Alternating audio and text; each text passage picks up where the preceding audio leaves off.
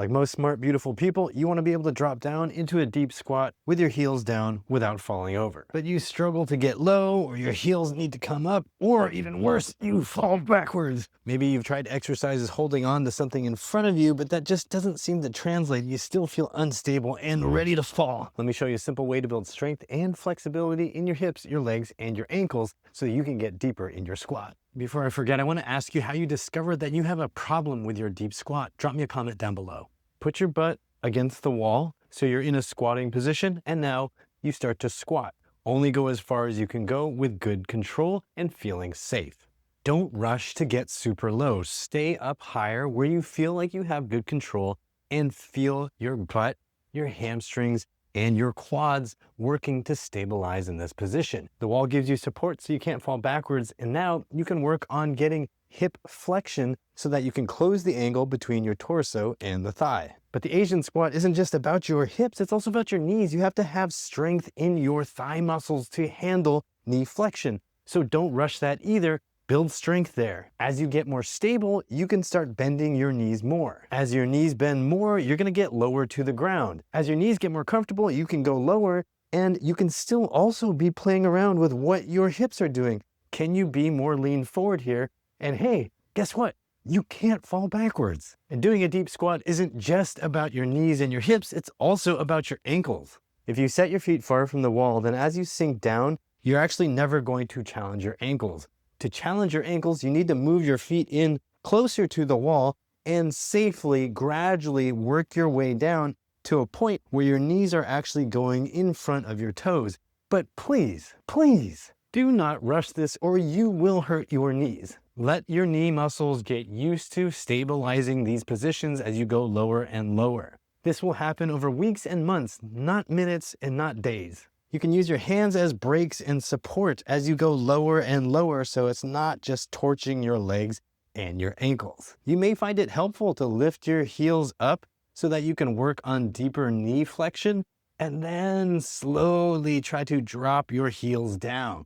But please do this carefully. You can also use furniture in front of you for extra support, especially as you get down to these lower, sketchier positions. You can also use this help to explore different paths down. You might have your weight more forward onto your toes or more onto your heels. We're not looking for right and wrong. We're looking to make more positions and angles feel right and strong. So if that means sometimes you're practicing your squat with your heels up, it's still okay. And if sometimes you're working on really getting those heels down and just getting used to being in that deep hip flex position, that's okay too. The support of the wall lets you explore having a really wide foot position as you go down into your deep squat. It can also give you the support you need to experiment with a more narrow position.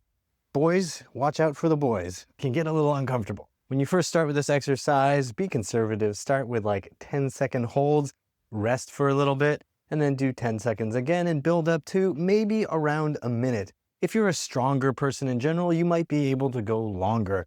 It's up to you. I don't know you. You don't know me. Wait a minute, I think I saw you in the parking lot the other day. Just remember two things. Slow is safe and fast is foolish, so don't go for the deepest position right now. You want to gradually build the strength and flexibility and control you need to get down safely and comfortably. And second, ABC, always be calibrating based on your body because nobody else knows your body the way you do. So pay attention to the signals you get and learn to interpret what your body is telling you as you do new exercises. Once you're out of the total beginner stage, hold for like 20, 30, 40, 50, even 60 seconds at a time.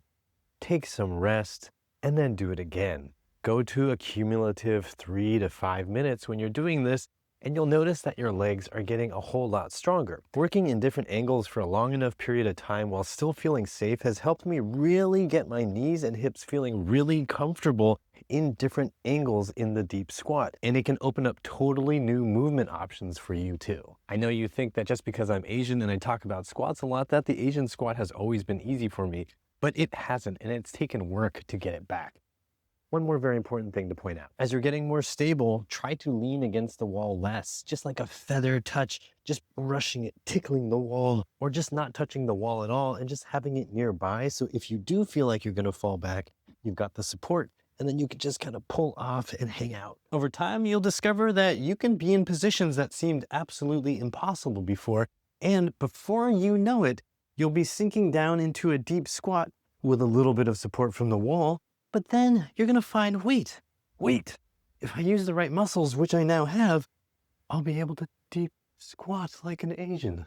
If you've been pretty sedentary, I recommend doing this exercise only 2 or 3 times a week for the first 1 to 2 weeks. Depending on how weak you are and how long you're holding these positions, your leg muscles and hip muscles can get pretty sore. But over time, if it feels good for your body, you can work up to every single day. But please, ABC. If you want to further unlock your hips and lower body to achieve new levels of deep Asian squat, I encourage you to check out the Healthy Hips program at uprighthealth.com/HH, and it's also linked down below. If this video helps you, drop me a thumbs up in the comments section and consider subscribing.